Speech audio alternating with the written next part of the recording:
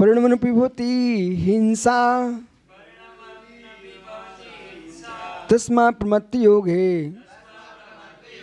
प्राणविपूर्णं नित्यं।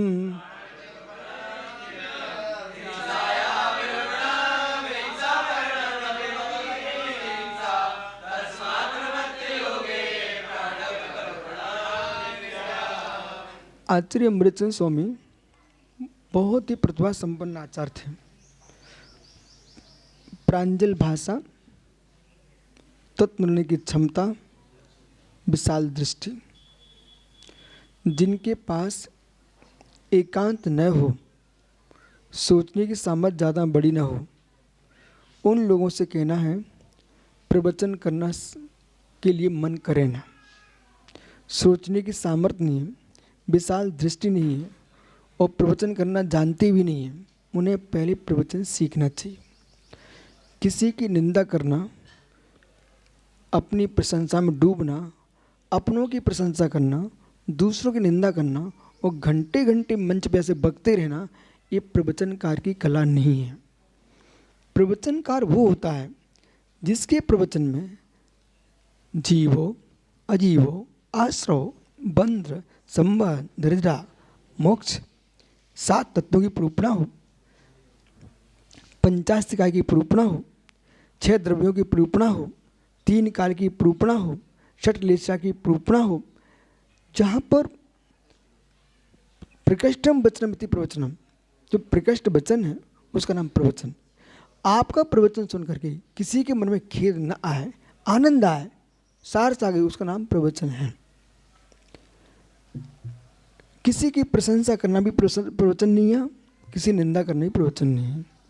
आपने एक की प्रशंसा की तो 1000 को खेद होगा और आपने एक की भी निंदा की तो हजारों को खेद होगा। आनंदित जीवन आना चाहिए ना, इसलिए उपदेश की जो भाषा है तात्विक होना चाहिए, भावनात्मक होना चाहिए। अनुप्रेक्षाओं पर व्याख्या करो, 12 भावनाओं में 16 भावनाओं पर व्याख्या करो, तत्व पर व्याख्या करो, पुराण पुरुषों की कथा करो, उससे तुम्हें लाभ मिलेगा। आपको लाभ मिलेगा, सुनने वालों को भी लाभ मिलेगा। आप किसी को लक्ष्य लेकर के बात करोगे तो ये समाज आज की प्रतिबुद्ध हो चुकी है। हर व्यक्ति ज्ञानी है, संकेतों को समझता है। महात्मा साम्य सागरी, उक्त अनुक्त, इसका क्या अर्थ होता है? उक्त अनुक्त, उक्त अनुक्त, ठीक है। उक्त अनुक्त, किसी बात को बोल के कहना उक्त है, बिना बोले ही हम समझ जाते हैं। संकेतों के माध्यम से, अनुमान प्रमाण से, लिंग के माध्यम से आप समझ जाते हैं। भैया से पूछो कि कैसे जीवन जी रहे हैं, समाज के बीच में, राष्ट्र के बीच में, प्रशासन का काम कर रहे हैं, समझ रहे ना। बहुत सारे लोग डाकू, लुटेरे, चोर सब उनको मिलते व्यभिचारी, वे कभी सत्य बोलना चाहेंगे क्या? नहीं बोलना चाहेंगे, परंतु इनमें ताकत है। अध्ययन किया है, अध्ययन किया है, उसके चेहरे की हाव भाव से, अनुमान प्रमाण से पता चल जाता है कि झूठ बोल रहा है पर इसने ऐसा काम किया है, सत्य। तो जब एक, इधर देखो ना, जब एक देश का एक सिपाही, एक सैनिक व्यक्ति के हाव भाव जानता है, आप तुम्हारे देश के साधु पुरुष हो, वो आप लोगों के चेहरे न पढ़ना सीखो, तुम साधु कैसे? और साधु की छोड़ो, पुलिस की भी छोड़ो, आप हमारे देश का एक तिरंच पशु भी व्यक्ति के भाव समझता है। यूं हाथ करो ना तो एक बकरी भी तुम्हारे पास आ जाती है, और यूं हाथ करो ना तो भाग जाती है, तुमने कुछ भी नहीं बोला, बराबर ना। तब व्यक्ति को पुरुषा सिद्धि उपाय ग्रंथ को आचार्य अमृतचंद स्वामी ने लिखा, जिन्हें प्रवचन रहस्य कोश। इस ग्रंथ का नाम क्या है? जिन्हें प्रवचन रहस्य कोश। भगवान जिनेन्द्र देव के प्रवचनों का रहस्य का कोश, खजाना है। तो जितने साधु देश में हैं, किसी भी संप्रदाय के हों, उन सबको ग्रंथों का अभ्यास करना चाहिए और अपनी भाषा को प्रांजल करना चाहिए। चलना सब जानते हैं, चलना सब जानते हैं, पर सबकी चाल परेड मैदान पर नहीं होती। ऐसा बोलो साक्षात। आप तो पंडित जी हो, पंडित जी साहब चलते सब हैं, पर आपको कभी भोपाल के लाल परेड मैदान में खड़ा किया गया? क्यों? चलना सब जानते हैं, पर बेबस से चलना इनको सिखाया गया है, उनकी परेड होती है। विषय समझने में क्या हो रहा हूँ। गाना सब जानते हैं, भारत का हर प्राणी संगीतकार है, गाना सब जानते हैं, पर रविंद्र जैन जैसा सबको बुलाया नहीं जाता, रूपेश जैसा सबको बुलाया नहीं जाता। गाना सब जानते हैं, पर क्लासेज गाना संगीत, बोलना सब जानते हैं, प्रवचन सब करना चाहते हैं, लेकिन प्रवचन पढ़ना चाहिए। जब तुम प्रवचन पढ़े ही नहीं हो तो प्रवचन का अधिकार तुम किस पागल ने दे दिया? प्रवचन में आपके उदात्तो, अनुदात्तो, श्रुतो, प्लुतो ये सब प्रयोग होना चाहिए, योग भाव, 10 रसों का प्रयोग होना चाहिए। संवेदनी, निर्वेदनी, आक्षेपणी, निक्षेप, विक्षेपणी, आनबीची की कथा, संवेदनी कथा पर प्रधानता रखना चाहिए, निर्वेदनी कथा की प्रधानता होती है। सामान्य प्रवचन में संवेदनी और निर्वेदनी कथा होना चाहिए। आक्षेपणी विक्षेपणी कथा जो है वो शास्त्रार्थ में होती है, न कि प्रवचन में होती है। ये ज्ञान तो होना चाहिए ना, और रीति नीति का बोध होना चाहिए आपको। किसी भी गांव में तुम गए, आपको वहाँ की रीति का ज्ञान करना चाहिए, नीति का ज्ञान होना चाहिए, किसका प्रभाव है, तुम क्या बोलना शुरू कर दी हो। आप ये सोचते हैं हम किसी का प्रभाव नष्ट कर रहे हैं, आप किसी का प्रभाव नष्ट नहीं कर, आप प्रभावहीन हो रहे हो। ज्ञानी लोग तुमको एक दिन झेलेंगे, दूसरे दिन नहीं आएंगे। क्यों? क्योंकि बकवाद कर रहे हैं, प्रवचन करना नहीं जानते। प्रवचन सुनते ही जैसे मिस्री मुख में जाए, एक पेपरमेंट की गोली आती थी पहले, बोले संतरा की गोली, जैसे मुख में रखो अंदर तक शांति ठंडक मिलती थी। याद है आपको सबको? गटागट की गोली सुनी? गटागट की गोली, हाँ। तो गटागट की गोली आती है पहले बच्चों को, वो मुख में रखो ना, अंदर तुरंत ही ठंडक। ऐसी प्रवचन वो होता है कि शब्द कान में जाते ही अंदर सर्वांग में रोमांच हो जाए, इसका नाम प्रवचन है। इसलिए आप सही महाराजों से कहना है कि भाई आप लोग प्रवचन सीखना, फिर प्रवचन करना। लग्गियस्त्र ग्रंथ में प्रवचन प्रवेश नाम का समुद्देश्य है, ठीक है। कुरल काव्य पढ़ना चाहिए मुनियों को। कुरल काव्य में भाषण की विधि लिखी है, वचन पर नियंत्रण लिखा हुआ है। कुरल काव्य पढ़ना चाहिए सबको, नीति वाक्य मत पढ़ना चाहिए। मूलाचार का अभ्यास करो, भाषा सम्मति सीखो, फिर बोलने के लिए मंच पे आओ। जब तक भाषा सम्मति नहीं है आपको मौन रखना चाहिए। मटका बाजार में बाद में आता है, कुंभकार अपने घर में बजा लेता है, बाजार में वही पहुंचना चाहिए बजता हो, ठीक है। ऐसे मंचों पर वही साधु उतरे जिनकी भाषा सम्मति प्रांजल हो। श्वान बिल्ली की भाषा ना बोले, इंसान की भाषा बोलो। जिनके वचन मुख चंद्र थे अमृत झरे। इसलिए अशुद्ध वचन बोलना भी हिंसा है, वाचनिक हिंसा। अशुभ चिंतन करना हिंसा है, मानसिक हिंसा। अशुभ क्रिया करना हिंसा है, कायिक हिंसा। इसलिए आचार्य महाराज ने एक पक्ष का कथन नहीं किया। अब माना कि साक्षात का भाई जीवों को देख के बैठो, अरे गुरु जी भाव विशुद्ध होना चाहिए, ये तुम्हारा मत सम्यक नहीं है, सम्यक नहीं है। आपने शब्द सुन लिया, मन विशुद्ध होना चाहिए। मन विशुद्ध होगा कब? जिसका मन विशुद्ध होगा उसके मन वचन काया तीनों से अशुभ क्रिया नहीं हो सकती। प्रमाण की प्रमाणिकता, प्रमाण की प्रमाणिकता व्यवहार से होती है। ये भैया कौन खड़े हैं? निसंग सागरी, ये भैया कौन है? हैं? अधिकारी है ना? आपने कैसे जान लिया? ओ बालक पीछे, तू हाथ खड़ा हो, हाथ जोड़ खड़ा हो जा। क्या अंतर? वो भी हाथ जोड़े, वो भी हाथ जोड़े हैं। सुनो, प्रमाण की प्रमाणिकता व्यवहार से होती है। वो व्यवहार में वर्दी लगाए नहीं दिख रहा है, इसलिए सामान्य बालक है, ये अधिकारी हैं। क्यों? प्रमाण की प्रमाणिकता व्यवहार से होती है। आप भी तो हाथ जोड़े हो ना, आप दिगंबर मुनि हो, भगवान हमारे लिए हो। दिगंबर मुनि भगवान है, भगवान के मुख से प्राणी मात्र के कल्याण की भाषा निकलना चाहिए।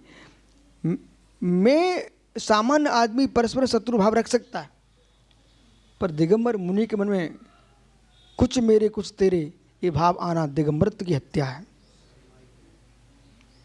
इसे सीखे महाराज लोग सब। ये मेरे तेरे मतलब ये मेरा भक्त है, उनका भक्त है। ओ, आप गाय की रक्षा करना जानते कि जीव की रक्षा करना जानते हो? विशाल कौन है? जीव रक्षा। जीव रक्षा में गाय नहीं आएगी क्या? आएगी ना। तो प्राणी मात की रक्षा करो। ऐसे ही आप किसके साधु हो? किसके साधु हो? जैन धर्म के साधु हो कि जगत की पृथ्वी के प्राणी मात के साधु हो?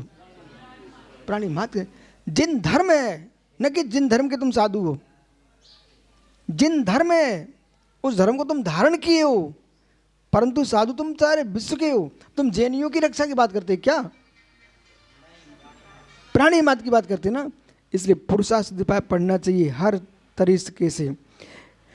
जो मात्र ये कह रहा है कि भाव विशुद्धि बनाओ, वो अज्ञानी है। उसे ये कहना चाहिए जीवों की द्रव रक्षा करते हुए भावों की विशुद्धि बनाइए। कौन सम्यक है? हिंसा वर्णम, हिंसा प्रणम भवति हिंसा। तो हिंसा से अवर्णम विरक्त न होना, हिंसा से विरक्त न होना। और हिंसा प्रणमनम, हिंसा रूप प्रणमन करने से भी हिंसा भवति, हिंसा होती है। तस्मात्, तस्मात् इसलिए प्रमत योगे प्राणिपूर्णम नित्यम हिंसा।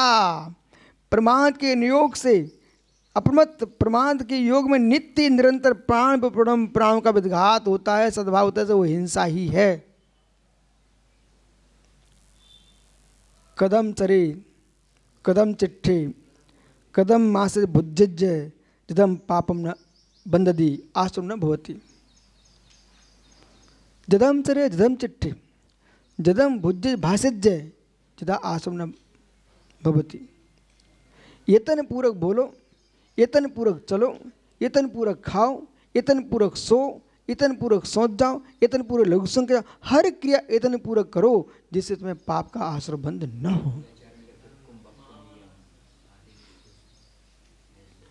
इसलिए आज विश्व धरातल पर अहिंसा की निरूपण करने वाला सबसे बड़ा कोई विश्व में, मां जैन धर्म में नहीं, विश्व में कोई ग्रंथ है, उसका नाम पुरुषार्थ सिद्धि उपाय ग्रंथ है, अमृतचंद स्वामी ग्रंथ है आचार्य महाराज का। इस ग्रंथ में अहिंसा की जो विशाल व्याख्या की गई है, अन्यत्र ऐसी व्याख्या नहीं मिलती। हर भंग को बस समझाया गया है। इसलिए आप सब लोगों से कहना है, आपके उपदेशों में हिंसा नहीं होना चाहिए। आपका कल्याण होगा, जो आपको सुनेगा उसके कल्याण होगा, भाव विशुद्धि बनेगी। ये भव्य जीव अपने घर छोड़ छोड़ करके तुम्हारे साथ क्यों चल रहे हैं? सेठ लोग हैं, एसी कूलर में रहने वाले लोग, पंखों में जीने वाले लोग हैं, गर्मी में तुम्हारे साथ पैदल विहार कर रहे हैं। वृद्ध से लेकर युवा तक, नन्हे बच्चे भी आपके साथ खड़े हुए हैं। ये किसके लिए खड़े हैं? वे आपके भीतर भगवान को देख रहे हैं। हे मुनि भगवंतो, प्रत्येक देश का मुनि भगवान है, भविष्य का भगवान है। भावलिंगी मुनि भविष्य का भगवान है, और भव्य जीव तो भगवान होता ही है। ऐसे प्रणाम, आपका एक शब्द भी भव्य जीवों को पेपरमेंट की गोली जैसा शीतलता प्रदान करते।